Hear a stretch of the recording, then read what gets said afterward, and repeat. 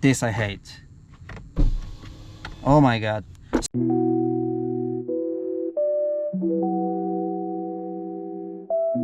Welcome back to Scooter to Blink POV. Today we have Cupra Born with 59 kWh battery in the Bold trim. It was supposed to be a entry trim, but it's actually like the best out of the two worlds. So out of the performance package and the price aspect. So it actually has 230 horsepower, which is transferred through a CVT transmission. So it's not really different than my scooter. It only has a little bit more power to deliver. But it's actually a really good looking car, very aggressive. If I would name it, I would name it Cupra Aggression. Fits it much better. It has a 19-inch alloy wheels, side skirts which are a bit functional, front ventilation, rear diffuser, which is very useful probably. Full LED rear and full LED front lights, also sensors, and it actually has a nice little detail in the back. Yeah, it's a good looking car. I think many of you already know this is based on the Volkswagen ID3, but it looks much sexier in my opinion. So we also have front LEDs, front aggressive splitter with some bronze Cupra vibe. The side is very ID3, especially in the back. You can see it's ID3, but this looks very nice detail, 3D effect, beautiful. It is a 3D actually. Some rear spoiler and shark antenna. Yeah, it's a nice little pocket rocket. It's like a 14-year-old who just hit puberty. It has its limitations. The top speed of this model is 160 kilometers per hour. If you want to go up, you need to buy the biggest performance model, which is VZ. It gets you up to 200 kilometers per hour and adds around about 140 horsepower to a total of 360. And also a bigger battery, of course, but it also costs way more. So this model specifically starts at 35,000 euros. I mean, for what you get, it's not that bad actually. What you get are those beautiful alloy wheels. You get smart systems such as adaptive cruise control. You get side assist. You get what's also called a sign recognition assist. Alu pedals are standard, front heated seats, two beautiful displays, and yeah, that's basically all you need, you know, for this car. It's fully electric, of course, in all specs. I mean, it looks mean. This is of course rented car, but there are many other colors, I hope so. So let's get inside.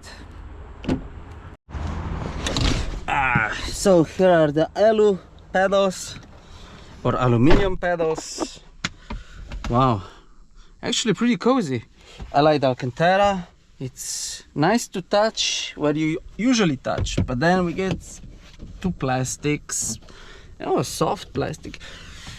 Gotta say, it's a nice place to be. The leather on the steering wheel is nice to feel, and some 3D effect, Cupra vibe. BS display, which has some taptics. I don't really like those. I prefer some circular motion or buttons, real buttons. But I guess that's modern at those days. We have some plastic, some rubber, actually soft rubber, that's nice. The seats are quite simple. I don't actually have electronic movement. It's all old school plasticky and snappy feels. Here you can put your phone. Additionally, you can also buy wireless charging, but for now I have two USB-Cs in front, and then I'm protected from using it, because if I want to use it during driving I have to lift it, and it's you don't do it. Two cup holders here. In the back we get later, and some storage in front, which is secured for not using it, or you can add some stuff on top as well, so double the storage. In front we have boot lid open. In front we have a average penis size worldwide, which is around about 13.5 centimeters. Sorry guys. And in the middle, 32 centimeter front screen, which is usually very responsive, but I learned that in heat it starts lagging actually a little bit, but it gets the job done. Otherwise the infotainment system is very simple. You got Apple CarPlay, also ambient lighting, which you can change based on the mood and the mode you're driving in, some crucial information of your electricity level and the distance you will be able to get. But yeah, otherwise very clean, very nice to operate. You see now, right now it works just as it was supposed to, very smooth. It gets hot though, gotta say, but yeah, I guess it works, you know. Got some mode selectors, so you have Cupra drive profile, which you can also set your own, and drive performance, which is the stiffest one. Also here you have some haptic modes, which are actually, yeah, it works, but you get used to it. Otherwise, I have to confess, it looks very premium. They really put a lot of thought with the limited resources they had for this price point, so I give them thumbs up for that. The competitor of this car is mainly, I would say, Tesla Model 3, even though it's bigger. It is just 5,000 euros more expensive. Then you have Renault Megane and of course the Volkswagen ID.3.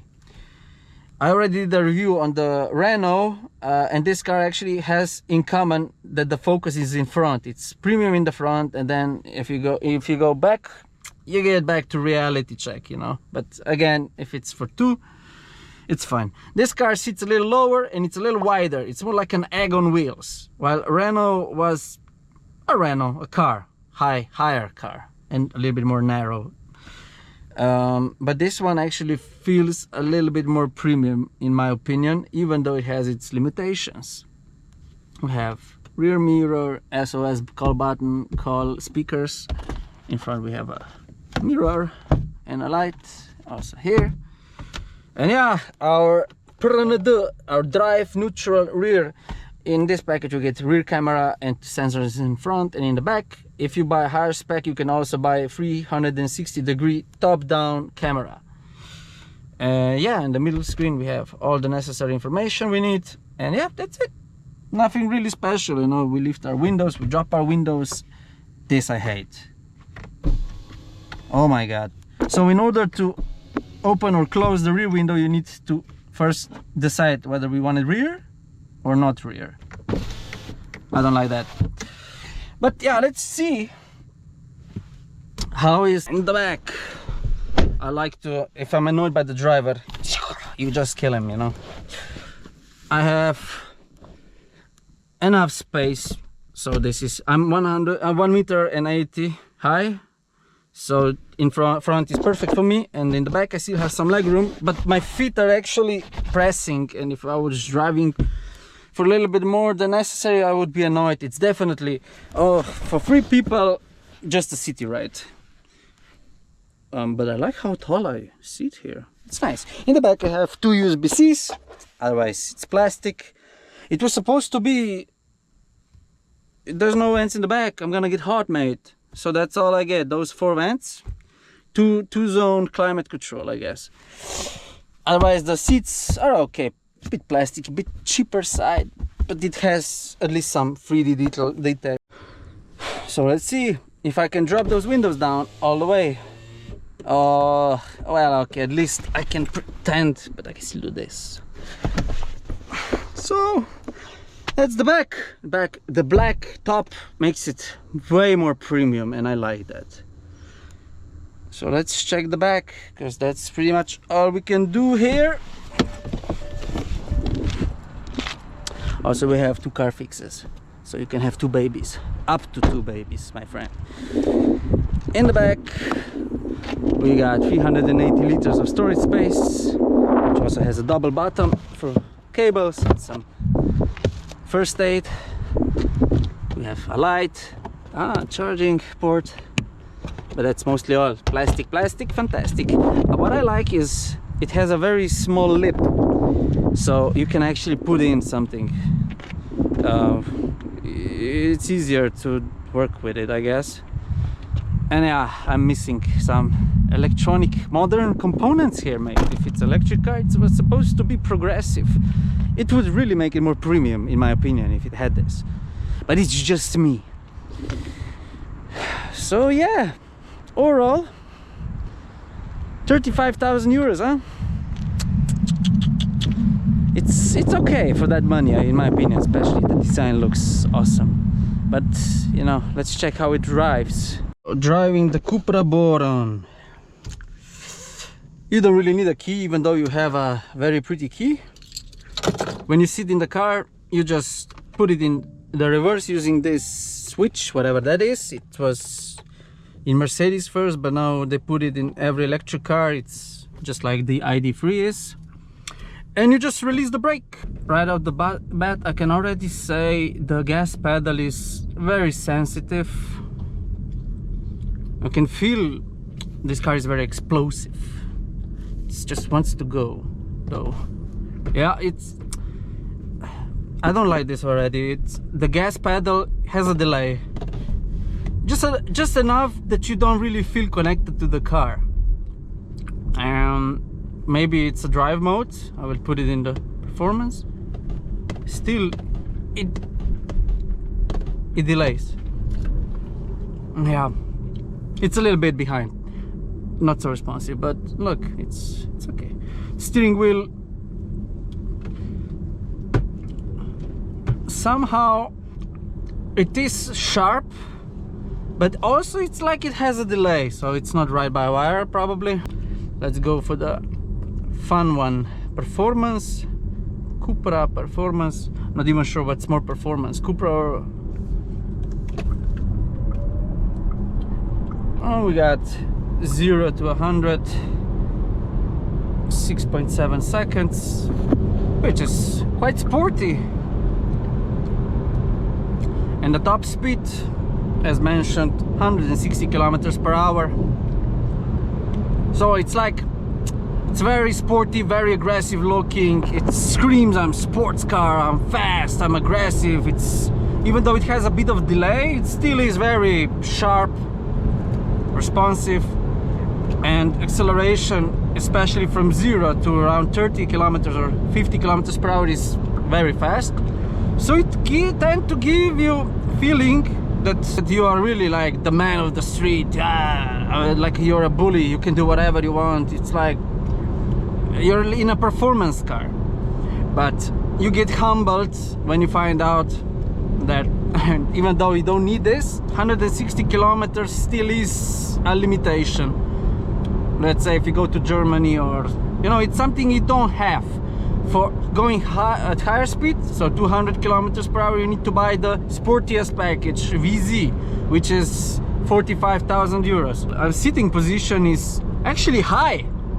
It's funny, this is not a big car, but I feel, look, this car, what's this, Opel something, but I'm feeling like I'm sitting at the same height as he does, even though I'm in lower car. The sound from the highways, it's very quiet. So this is like overall driving experience of this car is, it's like a pocket rocket. It has limitations well determined, but within the limitations it's very effective, very good feeling. A little bit of delay, but I'm being maybe a little bit extreme for a normal guy. You also get this confidence. You're still a big car somehow, a wide car, so you take some space on the road here. But for the price, you know, this one is the base model, 35,000 euros. Personally, I would go for Tesla.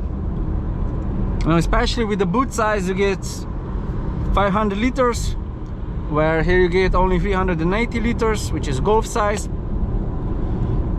The top speed is 200 kilometers in the base model of Tesla. It costs 5,000 euros more, but you get better acceleration, better top speed, more space. Let's say you get the Tesla Prestige. Even though this car is, Cupras are amazing lately, really good looking cars and awesome. I could argue it's nicer place to be here than in a Tesla. Now even in the base model you have adaptive cruise control and regenerative charging, which is a must for an electric car. You really get back some of that excess usage of energy when you don't need it. So if I drop the pedal, it starts charging the battery. Very useful, very great. We also have sign recognitions, so that means the adaptive cruise control will actually adapt the speeds to the limit, and that also means you can keep the distance in front of cars. There's also an extra package. You can actually purchase autonomous driving, partial autonomous driving, but I don't think this one has it. This one still regulates the steering a little bit, but after a few seconds it will start to annoy me that I need to grab the wheel. So it is pretty useful car, very futuristic car. I mean, futuristic modern car at this point. And the steering is sharp. It's really like a drive. It's set as a race car. You just tap it and you correct it. It's very sharp ratio between the wheels and the steering wheel, so it's really direct. But if you start to wiggle left or right, it becomes quite unstable. This I noticed. It doesn't like that. So the braking, wow. You really have to press the brake here to start braking, so it's something you need to get used to. You really have to put weight on the brake pedal. I don't like this, to be fair. A little bit nicer, regenerative. Yeah, thanks. If range isn't an issue for you, if this is not primary car, this is an awesome second pocket rocket when you have to go around the city or something. For fun car. But if you want to have it as a daily from other city or something, I would consider other cars. Maybe not even electric, you know, or Tesla. Those 5,000 euros more, I don't know, I think it's worth it. But of course, each to its own. This is overall package. It's sporty overall package for a cool granny or grandpa because it still has quite enough room in the back. Boot space is golf size. And yeah. So that was the Cupra Born. If you like the car, if you want me to review an MG4 from MG as well, type MG4. Thank you for watching. Peace.